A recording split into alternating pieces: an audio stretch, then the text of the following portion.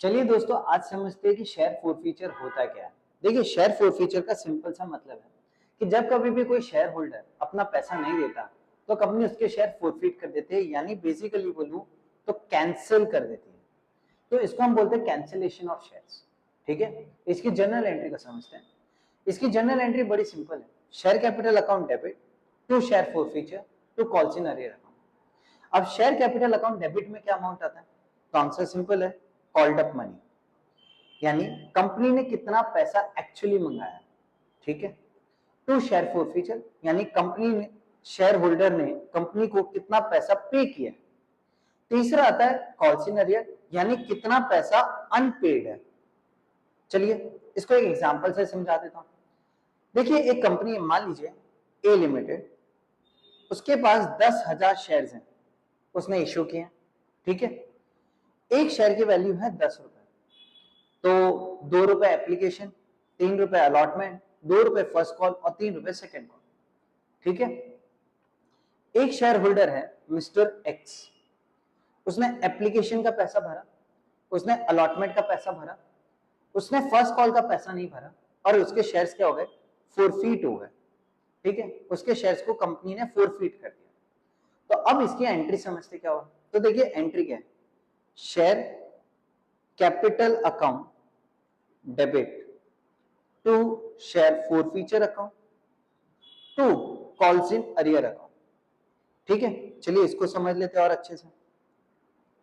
अब आप देखिए शेयर कैपिटल अकाउंट कितना आएगा, क्योंकि मैंने यहाँ पे आपको ऑलरेडी बताया था कि एक कॉल्ड अप मनी होता है। तो कंपनी ने एक्चुअली कितना पैसा मंगाया?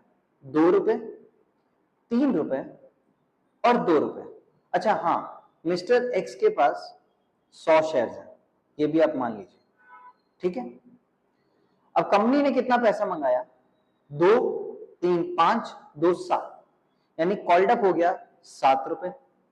क्योंकि देखिए फर्स्ट कॉल के तुरंत बाद फोरफीट कर दिया, मतलब 7 रुपए ही कंपनी ने मंगाया। तो 7 इंटू कितना हुआ? 100, यानी 700 रुपीज। अब शेयर होल्डर ने एक्चुअली कितना पैसा पे किया? तो देखिए शेयर होल्डर ने पे कितना किया? 2 रुपए और 3 रुपए, यानी 5 रुपए उसने पे किया, यानी क्योंकि यहाँ पे लिखा हुआ है पेड अप। तो ये हो गया 5 इंटू 100, तो ये हो गया 500। अब उसने कितना नहीं पे किया? तो उसने सिर्फ फर्स्ट कॉल का पे नहीं किया, तो दैट इज 2 रुपए इंटू 100, तो ये हो गया आपका 200। चीजों को सिंपल रखिए, आराम से समझ आएगा। ये हो गया जब शेयर्स हम एट पार इशू कर रहे हैं। मान लीजिए अगर हमने शेयर प्रीमियम पे इशू किया, यानी एट प्रीमियम, तो इसको भी समझ लेते हैं कि एट प्रीमियम में क्या कंडीशन होती है। एंट्री ऑलमोस्ट सेम है, लिख लेता हूं। Share capital account debit to share forfeiture account to calls in arrears account. ठीक है। अब अपन इसको समझते हैं कि प्रीमियम का इस पे क्या रोल है। तो देखिए प्रीमियम का बड़ा सिंपल रोल है, इसके लिए आपको एक लाइन याद रखनी पड़ेगी। लाइन इतनी है, प्रीमियम पे किया है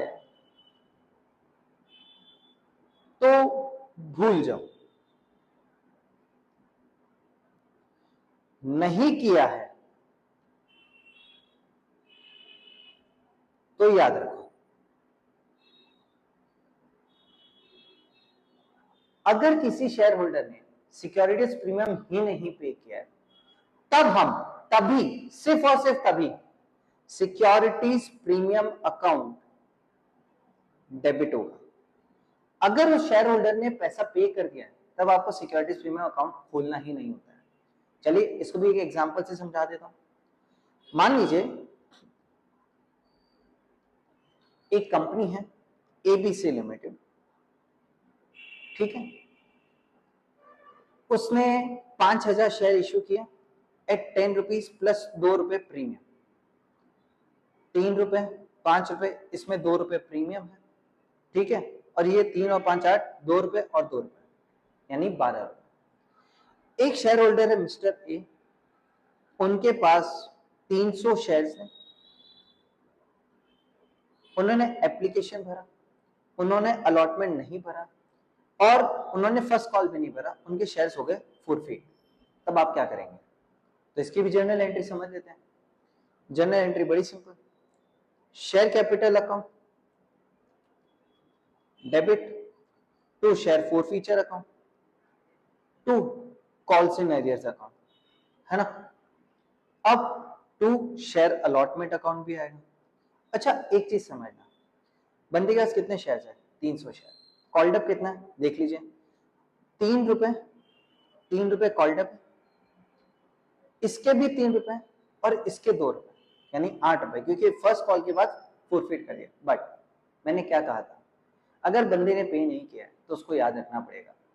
तो अब आप देखिए, इसने अलॉटमेंट नहीं पे किया, यहाँ पे दिया हुआ है अलॉटमेंट पे नहीं किया, मतलब यह भी हो गया कॉल्ड अप 5 रुपए। तब 3 और 5 8 और 2 10, यानी 10 रुपए इंटू नंबर ऑफ शेयर्स कितने हैं? 300, तो ये हो गया आपका 3000 रुपए। ठीक है, अब ये गलत है। होता क्या है, ये आपको 10 रुपए नहीं कर सकते, आपको इसको 8 रुपए करना पड़ेगा, क्योंकि जो आएगा सिक्योरिटीज प्रीमियम, क्योंकि बंदे ने पे नहीं किया है तो उसका अलग अकाउंट बनेगा, और ये बनेगा 2 रुपए इंटू 300, यानी ये हो गया आपका 600, और ऊपर वाला अमाउंट हो जाएगा आपका 2400। चीजों को सिंपल रखिए, प्रीमियम पे नहीं किया था बंदे ने, अलॉटमेंट का पैसा पे नहीं किया, इसका मतलब क्या हो गया कि उसने प्रीमियम भी नहीं पे किया, तो मैंने अलग से प्रीमियम का अकाउंट खोल दिया। अब उसने कितना पे किया? सिर्फ और सिर्फ एप्लीकेशन पे किया था। देखिए, तो अगर उसने एप्लीकेशन पे किया तो 300 इंटू 3 900, फर्स्ट कॉल का अरियर कितना आ गया? 300 इंटू 2 यानी 600, और शेयर अलॉटमेंट कितना आया? 300 इंटू 5 यानी 1500। आई बात समझ में? तो अगर बंदे ने प्रीमियम नहीं पे किया तो आपको याद रखना है, प्रीमियम पे कर दिया तो उसने याद नहीं रखना। अगर इस बंदे ने अलॉटमेंट का पैसा पे किया होता तो मैं ये सिक्योरिटीज प्रीमियम अकाउंट नहीं खुलता, फिर नॉर्मल फोरफीचर की एंट्री आती। ठीक है, तो ये था हमारा फोरफीचर का टॉपिक। अगला टॉपिक होगा रीइशू। Thank you.